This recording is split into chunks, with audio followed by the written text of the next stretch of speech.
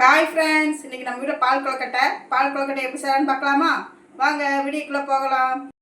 எங்கள் வீட்டில் வந்து பார்த்தீங்கன்னா மாவு போட்டு செஞ்சால் பிடிக்காது யாருக்குமே.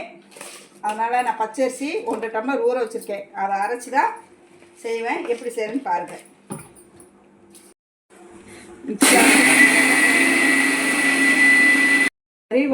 வலுன்னு மிக்சியில் போட்டு அரைச்சி எடுத்துக்கோங்க.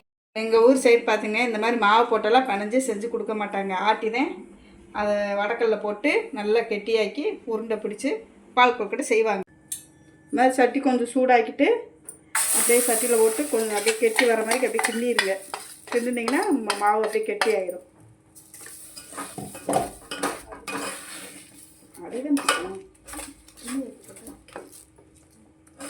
எண்ணெய் கொஞ்சம் ஊற்றுறியா?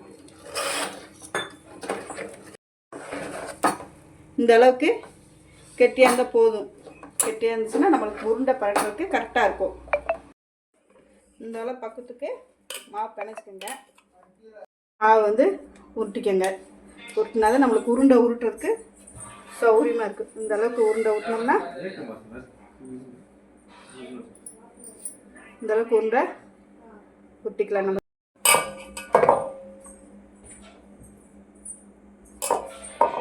சின்ன சின்ன உருண்டையாக உருட்டி எடுத்து வச்சுக்கோங்க.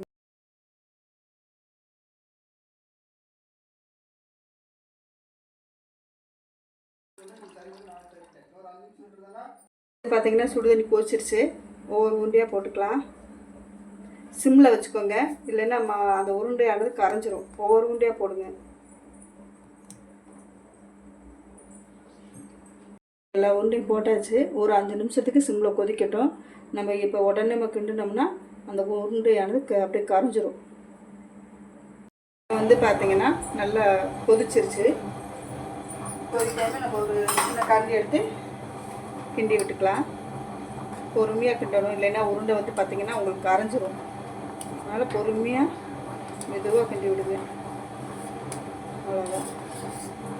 சிம்லே கொஞ்சம், ஏன்னா நம்ம ஏற்கனவே வந்து பார்த்திங்கன்னா மாவை வந்து நம்ம ஆட்டி தான் வணக்கி நம்ம கெட்டி சேர்த்துக்கலாம். அதனால் ரொம்ப நேரம் வேக வேண்டியதாக இல்லை. ஏன்னா நம்ம ஏற்கனவே நம்மளுக்கு மாவு வந்து சூடு ஆகிருக்கும். கொஞ்சம் ஏலக்காயை சேர்த்துக்கலாம். ஏன்னா ஏலக்காய் வந்து பார்த்திங்கன்னா கொஞ்சம் மணமாக இருக்கும். அதனால் கொஞ்சம் ஏலக்காய் சேர்த்துக்குவோம். ஒரு 2 ஏலக்காய் சேர்த்தாலே போதும். பிச்சு கொஞ்சம் சேர்த்துக்கோங்க.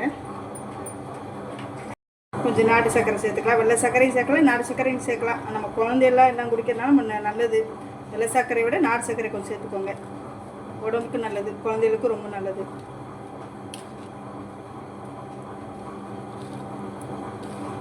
ஒரு 8 ஸ்பூன் பக்கம் கொஞ்சம் இனிப்பாக இருந்தால் குழந்தைங்க விரும்பி பிடிப்பாங்க. நாடு சர்க்கரை போட்டாச்சு. கொஞ்சம் நல்லா இனிப்பு அந்த கொழுக்கட்டையில் வந்து பார்த்திங்கன்னா கொஞ்சம் இனிப்பு பிடிக்கட்டும். அது வரைக்கும் கொஞ்சம் கிண்டிக்கலாம்.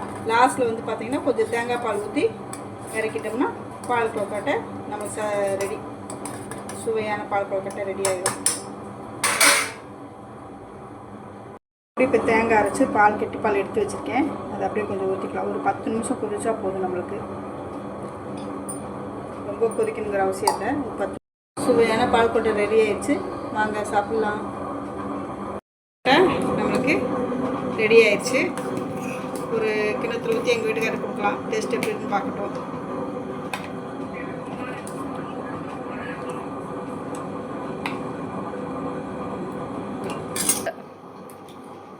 சுவையான பால் கொழுக்கட்டை இந்த மாதிரி குழந்தைங்களுக்கு செஞ்சு கொடுங்க. உடம்புக்கு ரொம்ப ஹெல்த்தி. சாப்பிட்டு டேஸ்ட் எப்படின்னு சொல்லுங்கள்.